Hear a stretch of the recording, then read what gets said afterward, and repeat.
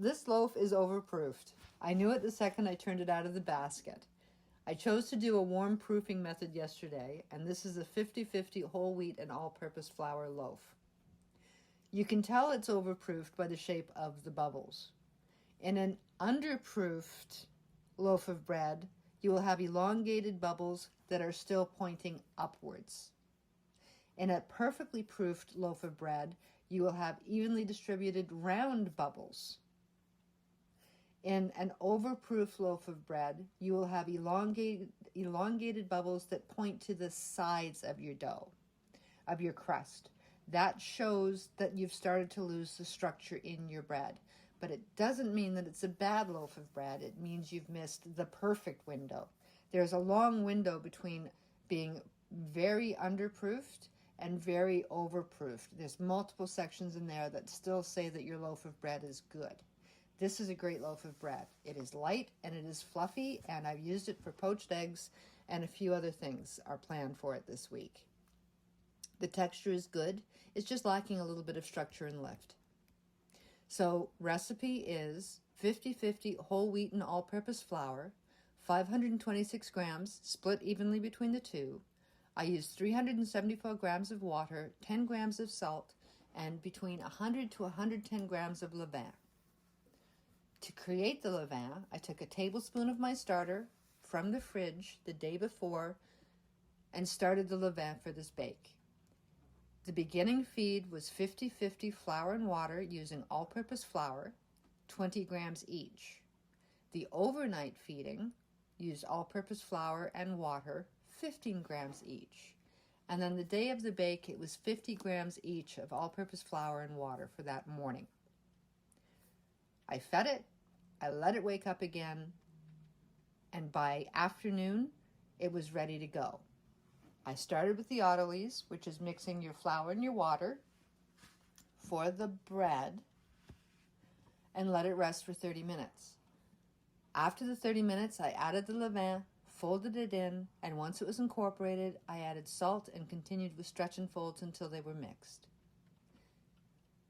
There were 3 more stretches and folding, and after that 4th fold, I shaped the dough and placed it on the counter, skin side up, to rest. Before I placed it in the basket for final proofing, I sprayed the top with water so I could add flaxseed and sesame seed to create a more rustic texture to the bread.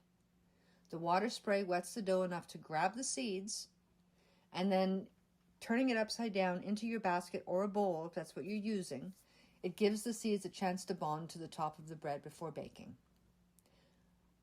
I then put the bread on the counter and let it rise and just watched it for the next few hours.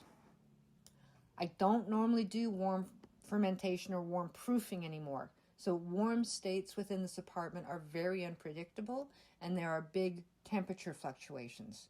But I did just want to check to see how the space would do one more time. I'm still finding the variables in this apartment for sourdough baking. Temperature swings are the biggest challenges I have here. My fridge, I think I figured out.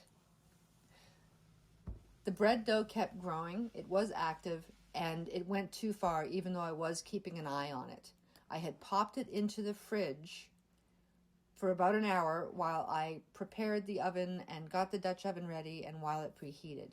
But the dough was already overproofed. The poke test was not, and it's not the most reliable during a warm proof. The dough kept popping back up, but the spread on the dough was telling me it was ready to go, and I'd missed my opportunity for the perfect lift. But poking the dough, the divot kept returning to its smooth state, even though it had overproofed. Again, warm fermentation and warm proofing is not the most reliable method either, unless you've got controlled conditions. When I turned out the dough, it spread, and that was the sign for me that the structure was already breaking down. But still, it wasn't a failure. It still had structure. Overproofed means it's fermented too long.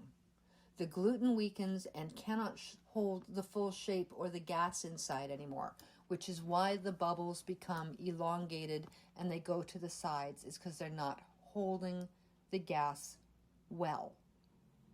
Overproofing means you will lose some of the lift and part of the structure, but it doesn't mean that you failed. Again, I lean toward cold proofing because it slows things down and I get a better sense of what's happening with the bread.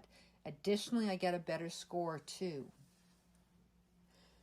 On the counter, especially as your temperatures shift throughout the day, proofing and therefore fermentation can move faster than you expect. And once it goes too far, that's it. You want to catch it before it fully collapses.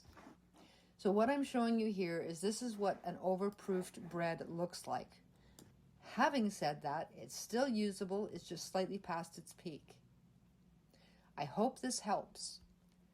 It's one of the challenges we have with sourdough baking, but once you can control your hydration and your temperature fluctuation, you will start having better success with your bakes.